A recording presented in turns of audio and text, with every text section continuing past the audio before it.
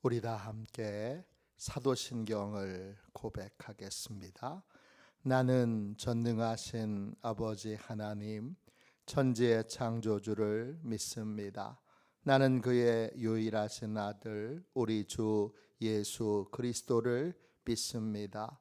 그는 성령으로 잉태되어 동정녀 마리아에게서 나시고 본디오 빌라도에게 고난을 받아 십자가에 못 박혀 죽으시고 장사된 지 사흘 만에 죽은 자 가운데서 다시 살아나셨으며 하늘에 오르시어 전능하신 아버지 하나님 우편에 앉아 계시다가 거기로부터 살아있는 자와 죽은 자를 심판하러 오십니다. 나는 성령을 믿으며 거룩한 공교회와 성도의 교제와 죄를 용서받는 것과 몸의 부활과 영생을 믿습니다. 아멘. 우리 함께 찬양하겠습니다. 찬송가 204장 함께 찬양하겠습니다. 찬송가 204장입니다.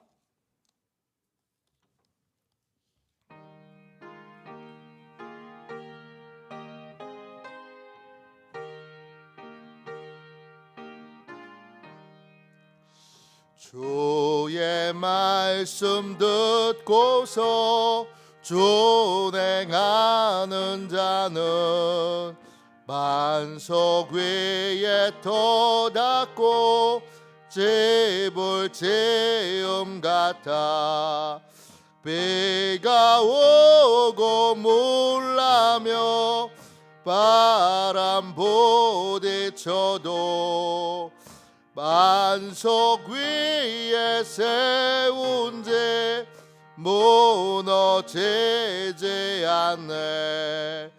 잘 짓고 잘 짓세 우리 집 잘 짓세 만세 반석 위에다 우리 집 잘 짓세 주의 말씀 듣고도 행치 않는 자는 모래 위에 터닫고 집을 지음 같아 비가 오고 물나며 바람 부딪힐 때 모래 위에 세운 집 크게 무너지네.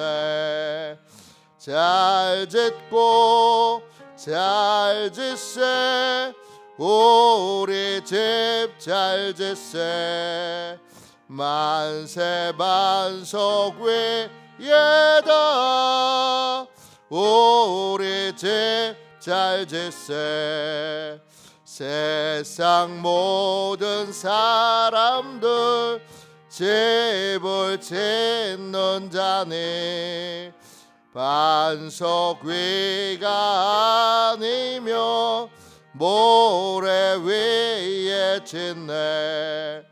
우리 구주 오셔서 지은 상을 줄 때 세운 공로 따라서 영영 상벌 주리.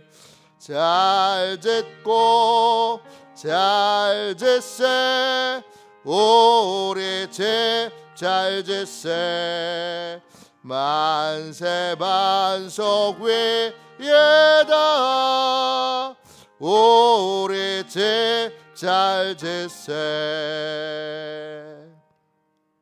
아침에 드리는 기도를 함께 드리겠습니다.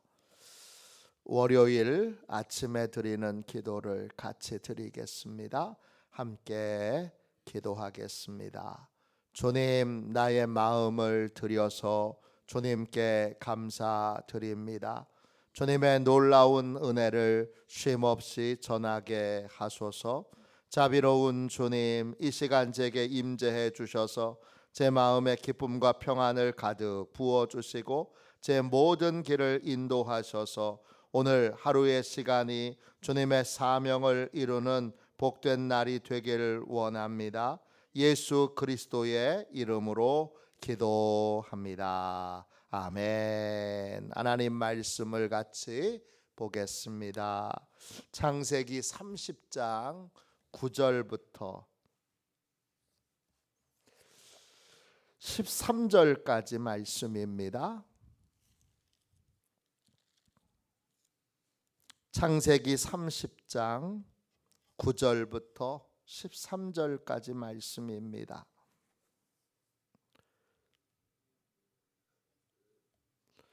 9절부터 13절까지 귀한 말씀을 함께 읽겠습니다. 같이 읽겠습니다. 레아가 자기의 출산이 멈춤을 보고 그의 시녀 실바를 데려다가 야곱에게 주어 아내로 삼게 하였더니 레아의 시녀 실바가 야곱에게서 아들을 낳음에 레아가 이르되 복되도다 하고 그의 이름을 가시라 하였으며 레아의 시녀 실바가 둘째 아들을 야곱에게 낳음에 레아가 이르되 기쁘도다 모든 딸들이 나를 기쁜 자라 하리로다 하고 그의 이름을 아셀이라 하였더라. 아멘. 주님의 말씀입니다. 감사함으로 하나님의 말씀을 우리의 온 심령에 받았습니다. 믿음의 원칙을 세우고 따르는 믿음의 가정, 믿음의 원칙을 세우고 따르는 믿음의 가정, 이런 제목으로 함께 은혜 나누겠습니다. 오늘 읽은 말씀 9절을 보세요. 레아는 하나님의 은혜를 체험한 특별한 은혜의 사람입니다. 그런데 그녀가 경험한 하나님은 위로의 하나님이에요. 하나님이 나의 필요를 채워주시는 분이고 나의 억울함, 분함, 답답함, 괴로움을 해결해 주시는 분이에요. 그런 은혜는 분명히 체험했지만 그녀는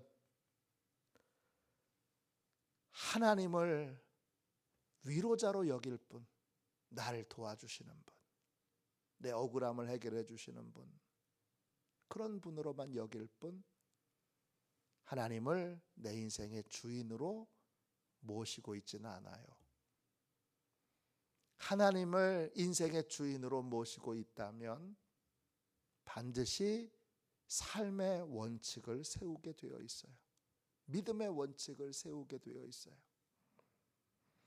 하나님께서 알려주시는 삶의 원리를 따라 삶을 살기로 결단하고 하나님께 항복한 인생, 하나님이 말씀해 주시는 삶의 원칙을 따르는 삶을 살게 되어 있는데 레아는 그런 삶을 살고 있지는 못해요.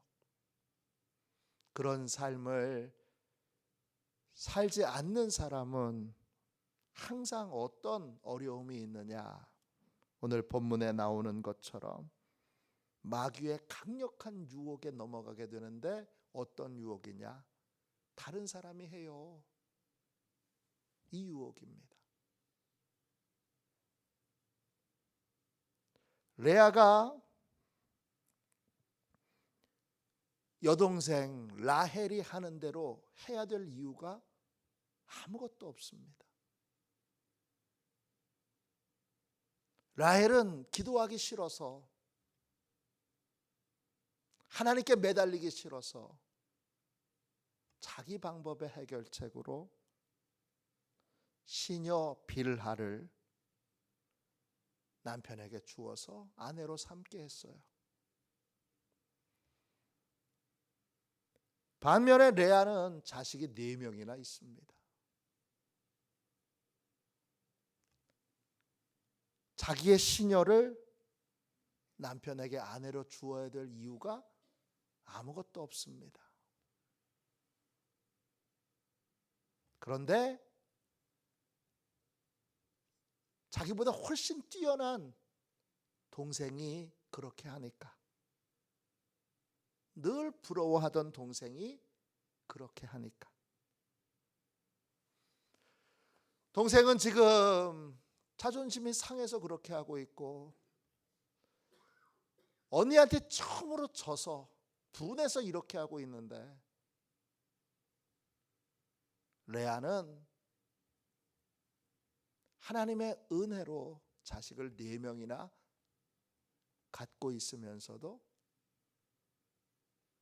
그는 자기보다 뛰어나다고 생각하는 동생이 하는 걸 그대로 따라하고 있습니다. 사단의 강력한 유혹 중에 하나는 이거죠. 남들도 다 합니다, 이거예요. 다른 목사님들도 다 그렇게 하시던데요. 다른 장로님들도 다 그렇게 하시던데요. 이거죠. 술잔을 기울이면서 이렇게 말합니다. 아유, 요즘 교회 다니는 사람 다 한 잔씩 하지요.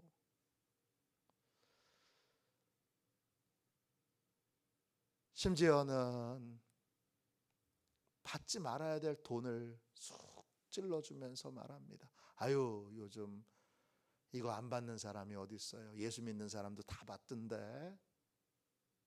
그런 겁니다. 믿음의 원칙이 세워지지 않으면 내가 하나님을 주인 삼은 사람으로 이런 삶을 살아야 한다, 분명한 원칙을 정하지 않고 인생을 살면 남들이 하는 것, 이건 강력한 기준이 됩니다. 다른 목사님들도, 다른 장로님들도, 다른 성도님들도 다 하던데요. 이것처럼 강력한 유혹이 없습니다. 아, 그래요? 남들이 하면 나도 해야 되는 것으로 생각합니다. 믿음의 가정은 믿음의 원칙을 세우고 믿음의 원칙을 따릅니다.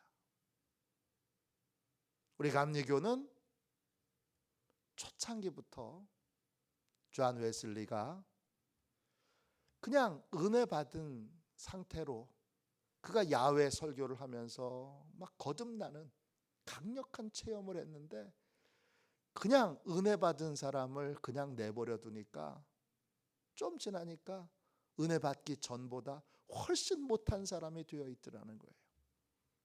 그래서 서로 연결하는 공동체를 이루게 됐는데, 서로 권면해주고 서로 신앙을 돌봐주는 속회로 묶어주고, 그리고 그 속회들을 신도회로 묶었는데, 저는 우리 천주교에만 신도회가 있는 줄 알았는데 감리교도 초창기부터 신도회가 있더라고요. 그 신도회에 들어가려면 반드시 3가지를 지키기로 결정해야 됩니다. 뭐냐? 첫 번째, 모든 악은 이제 거절하고 피한다 예요. 첫 번째 원칙이에요. 세부적인 원칙은 거기에 또 다 많이 있는데, 첫 번째 원칙은 모든 악은 거절하고 피한다입니다. 두 번째는 하나님이 하라고 하시는 모든 선을 행한다입니다. 세 번째 원칙은 하나님이 알려주신 믿음의 원칙, 믿음의 원리를 따라 산다, 이거예요. 되게 간단하죠? 되게 간단한데 결국 어떤 교리적인 내용들은 다 빼버리고, 장로교는 이렇게 합니다, 성공회는 이렇게 합니다, 순복음은 이렇게 합니다, 이런 교리적인 원칙은 다 교리적인 논쟁들은 다 버리고 뭐만 있느냐 하면 생활 원칙만, 삶의 열매만 있어요. 나는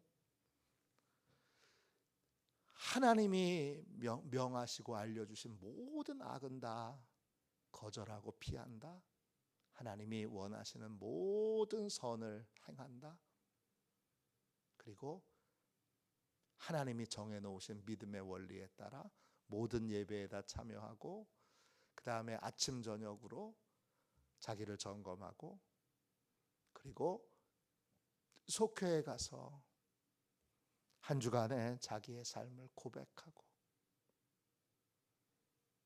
또 가족들 안에 가정 기도회를 열고, 이런 원칙들을 다 정해놓고 그 원칙을 지키지 않으면 어떻게 되느냐? 지키지 않으면 참여자반으로 보내서, 그래서 아예 신도회 멤버가 되지 못하도록 하고, 신도회 멤버가 된 사람은 항상 애찬회에 참석하게 되는데 애찬회에 참석할 자격을 박탈하는 거예요. 그리고는 참여자반으로 가서 다시 그 원칙을 따라 삶을 살도록 그렇게 행하고 있습니다.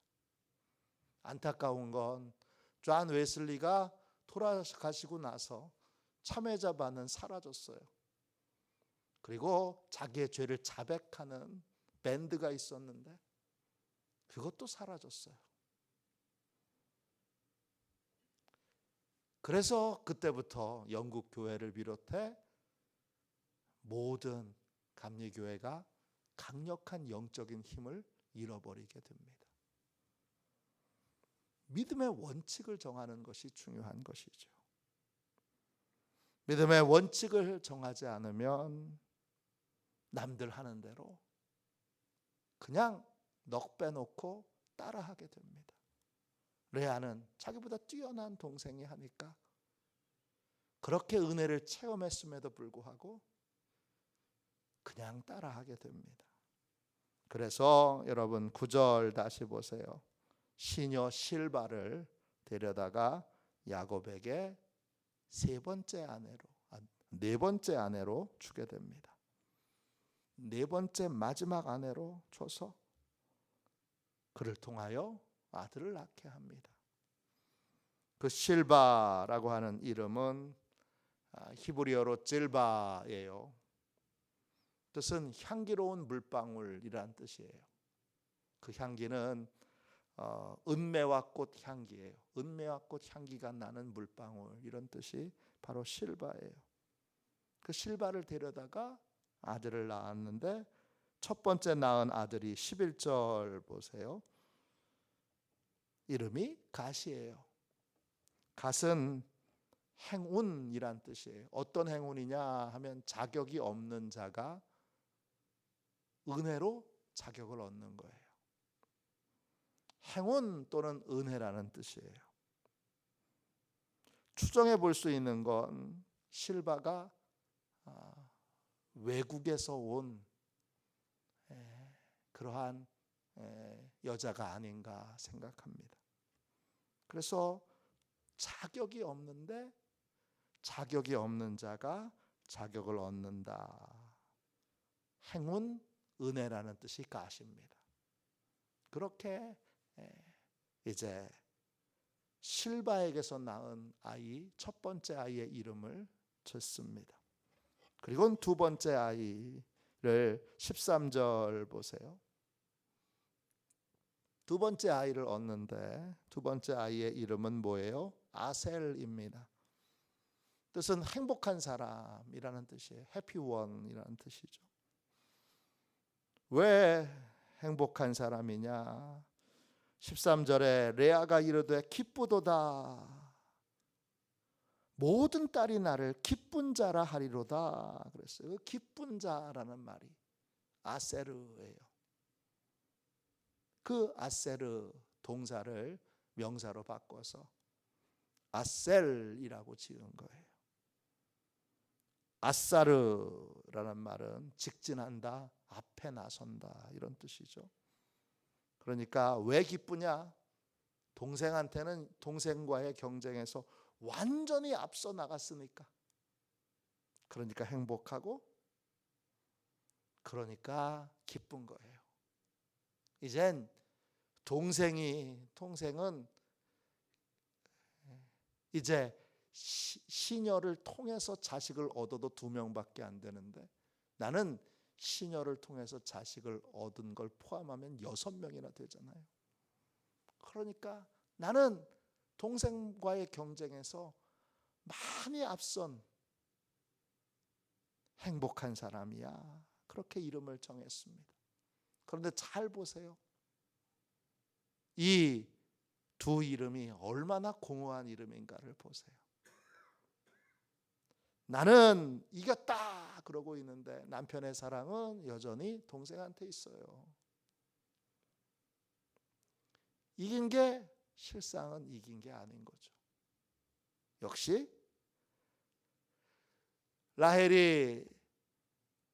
여동생 라헬이 시녀를 통해서 얻은 자녀들을 통해서 언니와의 경쟁에서 이겼다 하는 게 정신승리인 것처럼 레아의 이 고백도 다 공허한 정신승리인 거예요.